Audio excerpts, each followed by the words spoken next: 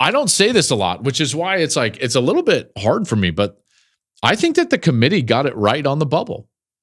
College football has never been better. Interest has never been higher. Believe that we are at the dawn of the golden age of college football. It was an epic day of college football. It was one of those days where you fall in love with the sport all over again.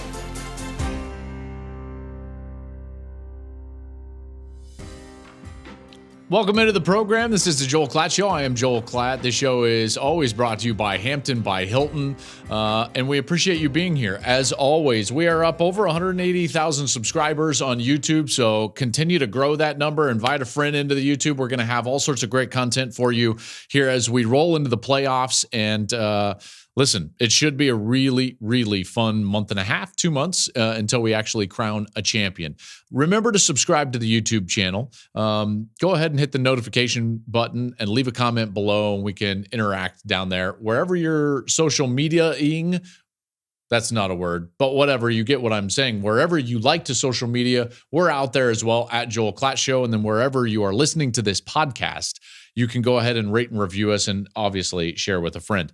We've got rankings reaction here tonight as the CFP committee gave us a new ranking. And this is a big one because now the regular season is over. We're heading into the postseason. We've got conference championship games this weekend, which means there's not going to be a ton of movement from the rankings that we just saw on Tuesday night. So we probably have exactly what we need to say who's going to be in the playoff. And I think that they gave us those answers on Tuesday night. So let's dive into it and take a look and evaluate what they did.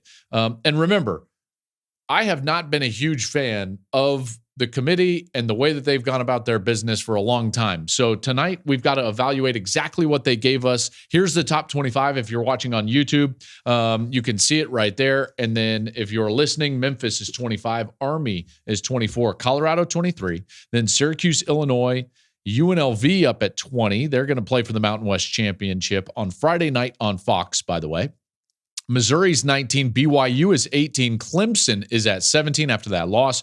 Iowa State and Arizona State are 15 and 16. They'll play in the Big 12 championship game this weekend.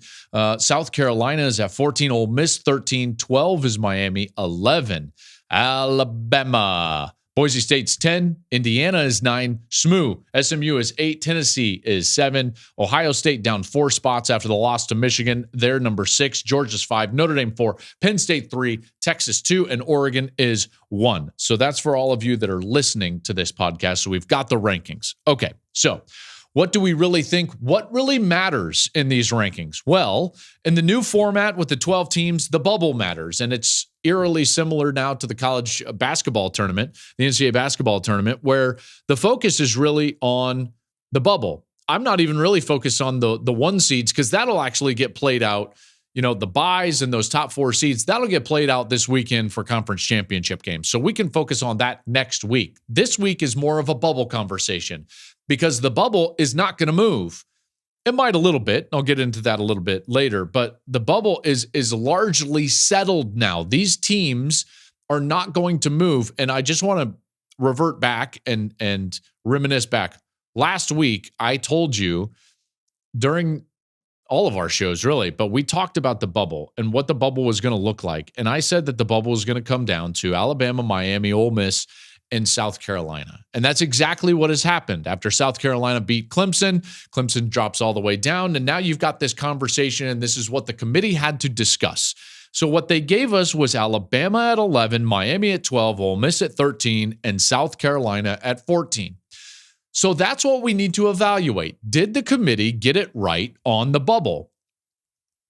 That's what we've got to think about, we've got to talk about, and we've got to actually figure out. So here's what I want to do. Since they put Alabama inside this playoff, and they are the best bubble team, okay, and everybody else on the outside, I want to take Alabama team by team and directly compare them and see if they got it wrong. Let's see if there is a crack in the armor of what the College Football Playoff Committee actually gave us as it relates to Alabama.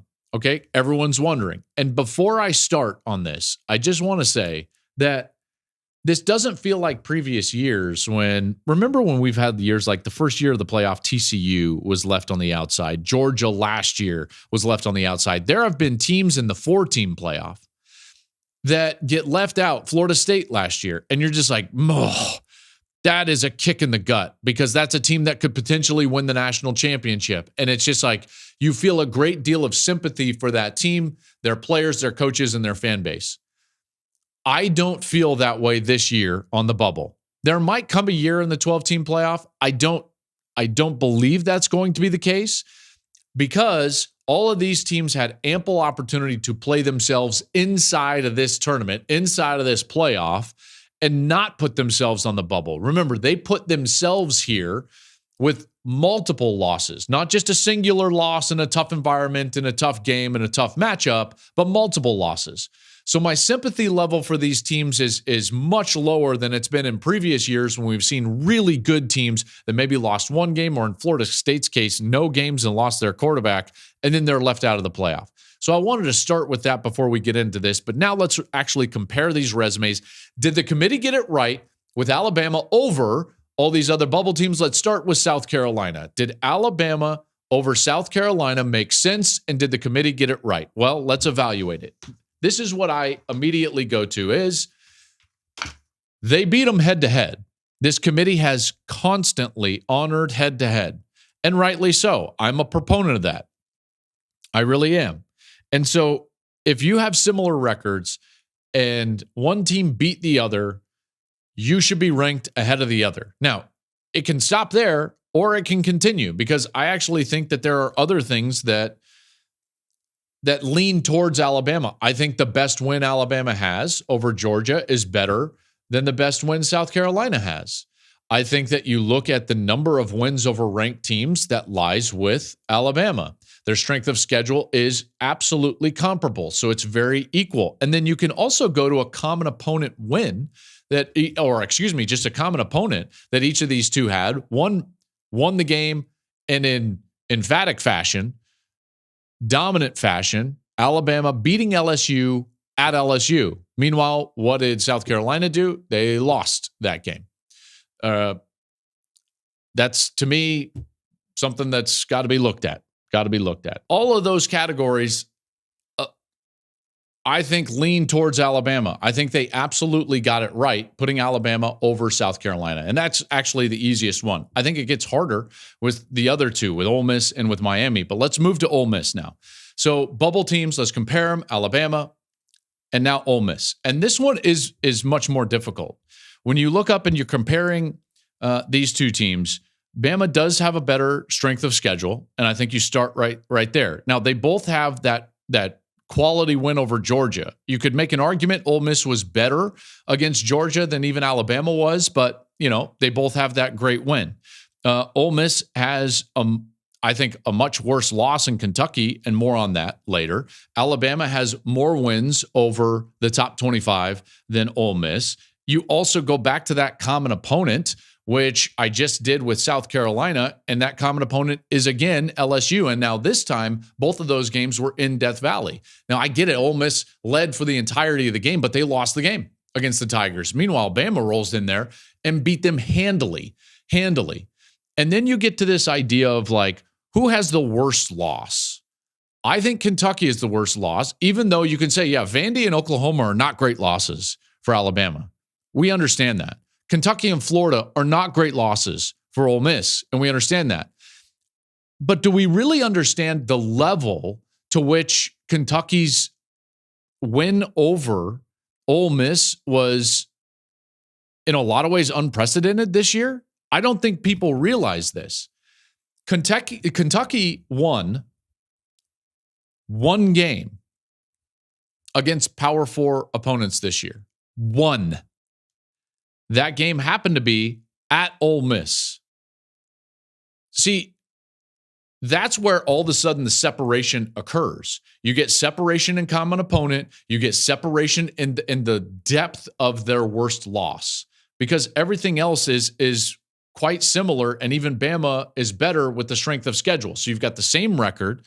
You've got the same best win. You've got more quality wins for Alabama. And then you go to the losses and you're like, I'm sorry, Kentucky won how many games against the SEC? One. Won how many games against Power 4 opponents? One. And that game was at Ole Miss. So that game is essentially knocking Ole Miss out of the playoff. I think you could also point towards, that game against LSU in which they had the lead the entire time. There was a penalty on a late hit against Nussmeier on a pick that would have put basically the game away. Like any of these little things could happen and put Ole Miss firmly in the playoff. But again, that's why my sympathy is very low, because you had ample opportunities. You had 3 losses. You lost to a team that won 1 football game against Power 4 opponents. That was Kentucky. So, that loss to Kentucky is ultimately, that's too much. And that's why the committee did get it right with Alabama over Ole Miss. I firmly believe that. Now we go to Miami, and this one is a little bit, I think, more difficult because Miami's record is better than South Carolina and Ole Miss. So now you've got the 10-2 team, but it's in the ACC. I think it's in Bama's benefit that the ACC is still playing the 8 conference game schedule just like the SEC is. So now you don't have this idea or thought or theory that the league schedule, while the league isn't as good as the SEC, but it's as difficult or comparable because they play more league games. And let's face it, I think that the ACC was really down this year. When you look at like the middle of the ACC and the bottom of the ACC more specifically, it's not very good. And Miami had the benefit of playing one of the weaker schedules in the conference. In fact, all the teams that finished up top, when you're talking about SMU, Miami, and Clemson, they all had ridiculously favorable schedules as it related to their conference schedule with only 8 games. So now you've got this resume up, and it's like, okay, I get it. Miami is a 10-2 team. Alabama is a 9-3 team. But when you look at the strength of schedule, that starts to even itself out. Miami's strength of schedule is 55. Alabama's is 17. Miami does not have a win against a currently ranked team. Not one. In fact, they're 0-1 against the top 25. Alabama is 3-1 against the top 25. So then you go to the best wins, and you're like, okay, what are the best wins? I think that the best wins for Miami are basically Louisville and Duke. Meanwhile, Alabama has beaten Georgia and South Carolina. That's not even close. That is not even close. I think it makes up for the game. I think it makes up for the game, meaning like the extra loss. In my estimation, you look at the worst loss. Now, that's more comparable. You've got probably Vandy for Alabama. The Oklahoma game wasn't great. Syracuse wasn't great this last weekend for Miami. And then you've got the recency bias, which is Miami has lost 2 of their last 3 games, Georgia Tech and Syracuse.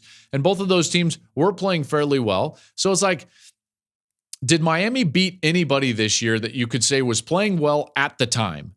I don't think that they were. Even when I look at this win against Florida, I think in hindsight, it looks better because Florida was able to beat Ole Miss.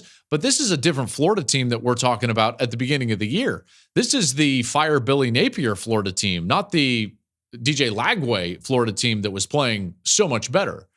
So even that plays into it as well. I think it is a tougher argument. I think it's tough to say this. Games still have to matter. But the strength of schedule for Alabama and all those other factors, ranked wins, best win, recency, and the way that they're playing now with losing 2 of their last 3 games, speaking of the Hurricanes, I think that they got it right. I think the timing of those losses was correct. And I don't say this a lot, which is why it's a little bit hard for me, but I think that the committee got it right on the bubble. I really do. If I'm looking at those 4 teams and I'm ranking them, I think I put Alabama above all of those teams. I think that the more difficult one because of the recency of the way they've played in the last month is South Carolina. Because Ole Miss has not played well lately and Bama hasn't played all that well lately. And then you get into but Alabama beat South Carolina and that game has to matter. It has to matter. That's the one that's as much as you would want to say South Carolina might be playing better than all of those teams right now, and you might be right. You cannot put South Carolina over Alabama because of the head-to-head matchup. You can't do it. You can't do it. And I do think Bama wins the argument against Miami. That strength of schedule difference is a real thing. The best win difference is a huge deal. Beating Georgia and hanging on for that win is an obvious huge feather in the cap for the Alabama Crimson Tide. And at this point, like, I look at the bubble and I think that the committee ranked these teams properly. I think that this was the right ranking. Putting Alabama inside of the playoff at this point was the correct way to go. And now it will be asked, are they in for sure? Are they in for sure? Well, the playoff is basically set, all right? And I told you this last week as well. There's 8 teams that are definitely in the playoff. And then you've got these 3 teams, games that are basically play-in games. So now we're going to have the Big 12 championship game. Winner of Iowa State, Arizona State, going to the playoff. You're going to have the Mountain West championship game. UNLV, Boise State, winner of that game, going to the playoff. Then you have the ACC championship game. Clemson, SMU, winner of that game, going to the playoff. Now, this is where it gets a little bit dicey, is that if Clemson were to beat SMU, now we still have a conversation next week about the bubble. You see, if SMU wins, Alabama is firmly in. All the seeds are basically there. Everyone's going to be seeded based on the outcomes of the games of the conference championship games. And we're going to have a college football playoff based on the rankings that we just saw on Tuesday night. Okay, so Alabama would definitely be in. So Crimson Tide fans, you're rolling with the Mustangs this week. You do not want Dabo Swinney and the Clemson Tigers to win, because if they win and SMU loses that game, now Alabama is going to be in a bubble conversation with SMU. And truth be told, here's where I'm at with this one. I want to evaluate that conversation and that resume difference, that debate right now. Because when I initially thought of this, I thought to myself, truth be told, SMU's definitely going to be in. Even if they lose the conference championship game, they're definitely going to be in. There's no way that the committee would hold that against them, that they qualified for their conference championship game only to hold them liable for a loss at that point with the 13th data point. That was absolutely my thought yesterday. And then I dug into it, and you actually compare these teams. And here's the deal. And I'm not going to get too far into this because I know it's going to be kind of convoluted. But the process in which they ranked teams down in Dallas, I've taken part in the mock, in the CFP mock committee. And the process with which they rank teams is that you're basically always ranking sets of 4. Okay, so you're not taking the entire top 25 and debating the entire top 25. They break it out into these pods. And so you're always debating like this set of 4 teams at a time. And you're ranking them and re-ranking them and arguing about them and debating them and putting the resumes up and doing all that work. I firmly believe, based on what the rankings were that they gave us on Tuesday night, I don't think that SMU and Alabama have ever actually been directly compared to one another. So they're a few spots away from each other. SMU is 8, Alabama is 11. And the resumes right now, 11-1 SMU, 9-3 Alabama. It truth be told, they probably shouldn't be compared. But if SMU loses this game to Clemson, they will be compared to Alabama. And so in the event that they lose, we're going to have a resume conversation. We're going to have a debate between the Mustangs and the Crimson Tide. So what does that look like? Well, the first thing that the committee is going to have to do is that they're going to have to decide how much they actually value the conference championship game. How much do you value getting to your conference championship game? But here's the problem with that. Not every conference championship game is equal. I think the ACC is clearly the 4th best Power 4 conference in the country. So that's number 1. Number 2 is there have been different paths to championship games. As the conferences have expanded and we've gone to the super conference era, what we've seen is that there is a lot of difference between the tough conference schedules and the weak conference schedules. And it's a flip of the coin.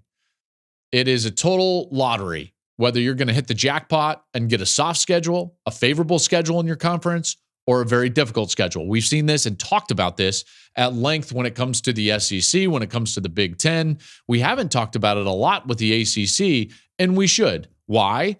Because the middle and bottom of the ACC is not very good at all. You see, as a conference, the Big 12 is actually better because they're much deeper than the ACC. I think that we got caught up in Miami's success during the year, SMU's success during the year, even Clemson's success during the year. And we started to convince ourselves, the college football public, that the ACC was somehow like better than it was. But in reality, you just had three teams that were winning a lot of games against a very average conference because all three of those teams played a favorable ACC schedule, only 8 games in this instance. I think that that's going to have to come into the equation, at least in part, when this committee decides how much they're going to value the fact that SMU is actually playing for an ACC championship. Previous years, I have strongly argued that that should not penalize you. And to a large extent, I still believe that until you actually dig into this. Let's look at the path that SMU took to get to this point where they're playing for an ACC championship game. And by the way, they've had a great year. So this is not going to be a knock on SMU. It's just the reality. The path to their championship game has to be evaluated. What was that path? Well, one of the easier conference schedules that anybody in the country played. They played 8 conference games. Only 2 of those games, only 2 of the 8 were played against teams that finished the year with an above 500 ACC record. That means 6 of their 8 conference games were played against teams that were at or below 500 in conference. That's just not good enough. That's how you get a strength of schedule like 75, which is drastically different than Alabama's 17th ranked strength of schedule. So yes, they only have 1 loss, but as soon as they were to get a second loss, if Clemson is able to win the ACC, now they will be directly compared. And Alabama already won an argument against a 2-loss ACC team. And as we've established on this program, rightly so. Rightly so. So then you would have to go through the entire thing that I just did with all the bubble teams, and you would have to evaluate not just the path to the championship game, but the schedule overall, and then you would get to the best wins. You get to the best wins, and you realize very quickly, if SMU loses to Clemson, they will have lost against the 2 best teams that they faced and the only 2 ranked teams that they've faced. They would then be 0-2 against ranked opponents, not 1 win against a ranked opponent. Their loss was to BYU in the non-conference. Then this loss would be to Clemson in the ACC Championship game, which would mean their best win would be Louisville. Their next best win would be Duke. That is a far cry from beating Georgia and beating South Carolina and playing the schedule that Alabama did, along with Alabama having 3 wins against ranked teams. They're 3-1 against the top 25. I get it. The Oklahoma loss wasn't great. I really get it. But man, wouldn't you find it just a little bit difficult to put SMU in the college football playoff if they lost to the 2 best teams that they faced all year long? That's tough. That's tough. I genuinely believe that when you look at it that way, I think that they lose the comparison to Alabama. I think that the committee would put Alabama in the college football playoff over SMU if SMU loses to Clemson, which means Alabama's in right now. I think that you can set your watch to it. I think that Alabama is in because in a comparison, in a direct comparison, they're going to win the argument over SMU. You cannot value playing in the ACC championship game like you value playing in the SEC championship game or the Big Ten championship game. Those paths are drastically different. In particular, when you took the path that SMU did. Rhett Lashley has done a marvelous job. SMU has done fantastic. I love watching SMU on film. I think that they're a really good team. I think they'll have a hard time beating Clemson because Clemson is like steeled in these environments, man. Like I don't think that it's going to be too big for them. Like, is SMU going to roll in their first year in that conference and just go undefeated in ACC play and then beat Clemson? Well, the best team that they faced was BYU and they lost. This is the next best team that they will face all year long is these Clemson Tigers. We'll see if they win. And if they win, then they deserve it. And if they don't, they're going to be in an argument and they're going to lose that argument. I'm just telling you right now, everybody believing that they're just going to get in because they made the championship game. You cannot say that. The path to their championship game was drastically different than anybody else. Again, I'm just going to say these stats for one more time because this is what the entire crux of this argument has to do with the path to the championship game. SMU played 6 of their 8 league games against teams that were at or below 500 in ACC play, which means 2 of their 8 games were against teams that were above 500 in the conference. That's not good enough. That's just not good enough. Alabama is in, folks. I'm just here to tell you that right now. Alabama is in. I don't think that that's changing. I don't think that an SMU loss is going to bounce them, but obviously it's going to be a debate. That's why Alabama fans, I'm sure, will still root for SMU and try to get in. So this is what the bracket is going to look like, at least based on what the rankings looked like this week, but they will change. So this is not going to be a final bracket, but this is what the bracket looks like now. Oregon would get the 1 seed. They're favored in the Big Ten game. Texas would get the 2 seed. They're favored in the SEC. SMU there at 3, Boise at 4. And then you get that 5 seed coveted. That would be Penn State right now. Arizona State would be the 12. So that would be Arizona State at Penn State. In the 6-11 game, it would be Bama at Notre Dame. Sign me up for that. In the 10-7 game, it would be Indiana at Georgia. That would be pretty good. And then how about this one? Tennessee in the shoe against Ohio State. Oh, give me that one. Absolutely. I mean, those are going to be some great matchups. However, these are definitely going to change, which is why I just want to tease something for tomorrow's show. We are going to run down all the conference championship games, and we're going to pick winners in those conference championship games. But here's what's really fun. Based on those winners, we are actually going to re-rank and actually slot the playoffs the way that we project them on the Joel Klatt Show. That's coming up tomorrow on our picks and previews episode for these conference championship games. But the moral of this story is, folks, I really believe like Alabama is in the college football playoff. That was told to us on Tuesday night by the College Football Playoff Committee. And you know what? They're not wrong. I thought I was going to be more angry about these rankings, and then I actually sat there. We actually went through these resumes. We actually started going through this argument of best wins and strength of schedule and ranked wins, and Alabama wins those arguments every single time. They really do. So Tide, I think you're headed to the playoff. Hey, remember to follow us wherever you like to social media. We are there at Joel Klatt Show. You can rate and review us. Please do that wherever you listen to your podcasts. Go ahead and subscribe on the YouTube channel. Hit the notifications button and leave a comment down below because that would be awesome. And we will be back with our picks. And we are still 61% on the year. Our picks against the spread. Conference championship game picks coming up tomorrow on Thursday right here at the Joel Klatt Show.